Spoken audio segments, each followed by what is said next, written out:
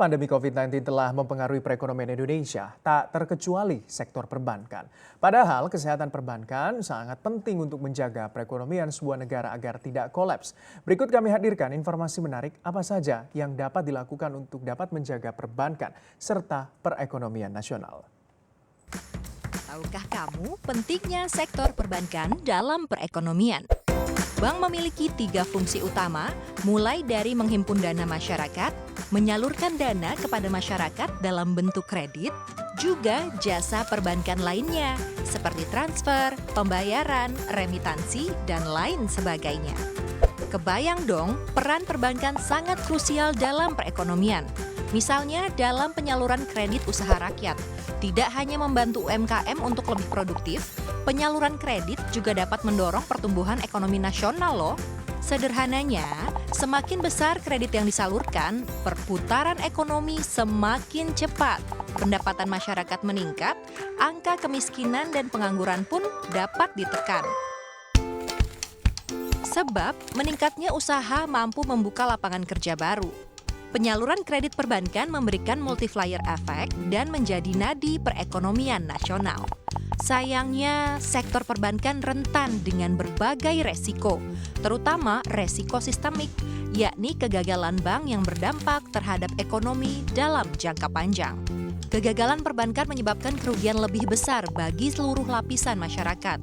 Jika bank sampai bangkrut, yang dirugikan adalah masyarakat juga loh. Seperti ketika krisis 98, perbankan kolaps berimbas besar pada perekonomian nasional. Mulai dari pengusaha yang tidak bisa mendapat kucuran kredit dan usahanya terhenti, PHK besar-besaran, penurunan daya beli, bahkan angka kriminalitas bisa meningkat juga loh. Pasti nggak mau dong perbankan kolaps dan berujung pada krisis ekonomi. Buat kalian yang punya cicilan di bank, jangan sampai terlambat membayar ya.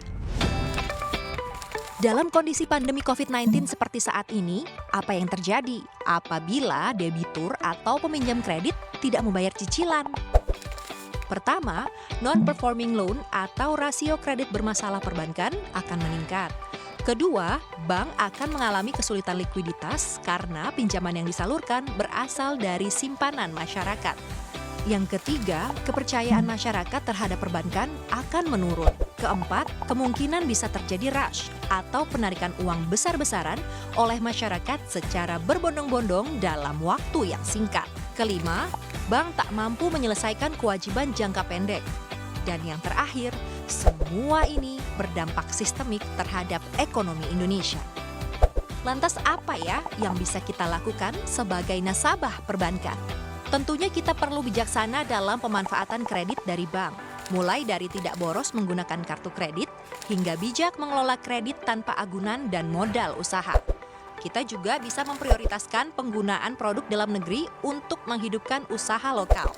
Jangan lupa membayar cicilan tepat waktu ya, untuk menjaga perbankan dari resiko likuiditas. Jika Anda kesulitan membayar kredit karena terdampak COVID-19, segera ajukan restrukturisasi pinjaman ke bank masing-masing ya. Ayo jaga perbankan, jaga perekonomian nasional.